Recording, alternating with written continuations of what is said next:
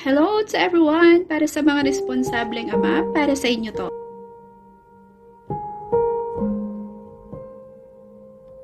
Isang simpleng ama na walang pangarap kundi magkaroon lamang ng magandang kinabukasan ng mga anak niya. Isang simpleng ama. Lumayo kung saan do'y nakipagsapalaran, lugar na may kalayuan, sa ibang bansang kung saan ay naging dayuhan. Na kahit may angking pinag-aralan, trabaho'y hindi pinamilian. Sa lugar kung saan do'y nakahanap ng trabaho, mairaos lamang ang kailangan ng pamilya. Pagpuputol ng sanga ng puno, pagtatanim ng halaman at ng mga gulay kahit kay lamig ng kapaligiran. Ang paghawak ng pala, sukwit rin ang gulok sa bewang. Para sa kabukiran at sa kanya ay nakatoka. Dahil para sa isang ama na tanging pangarap ng mga anak ang naging silbing lakas.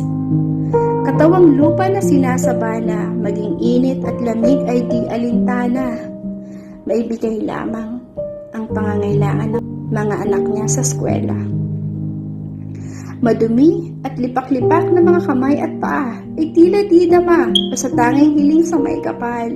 Katumbas nito ay mga pangarap ng mga anak niya ay mapagtagumpayan.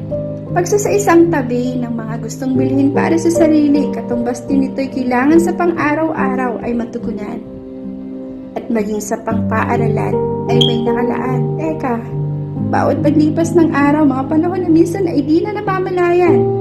Salamat sa Diyos dahil sa bawat pagsibol ng mga tanim, meron na palang bunga. Para sa isang ama ay tunay na ligaya na ang makita ang anak niya ay nakikitang nagsusumikap para din sa kanilang pangarap. Talagang tila naging masigit pa ang pagsusumikap. Pagod na tinatamasa ay ayos lamang. Kayang tiisin lahat ng hirap at pagod. Basta masigurado ang kanyang mga anak sa susunod na henerasyon ay may magandang buhay na nakaabang para sa hinaharap. Kaya't mahirap man ang nararanasan, kahit ano pa ang pinagdadaanan. Simple lang naman ang kahilingan, mga pangarap ng mga anak ay matupad. At habang pagtagal ng panahon, sa patuloy na pag-ahon sa matarik, bako-bako at madawag na daan, umaasang balang araw, ay makakamit ang lahat ng pangarap sa pamilya na higit niyang minamahal. At patuloy na umaasa sa buong may kapal na balang araw. Mga anak niya ay may maganda ng pamumuhay. By the way, thank you so much for watching. Salamat sa mga panunood at sa mga responsableng ama dyan. Huwag niyo kalimutan na i-follow ang page na to. Thank you so much. God bless to everyone.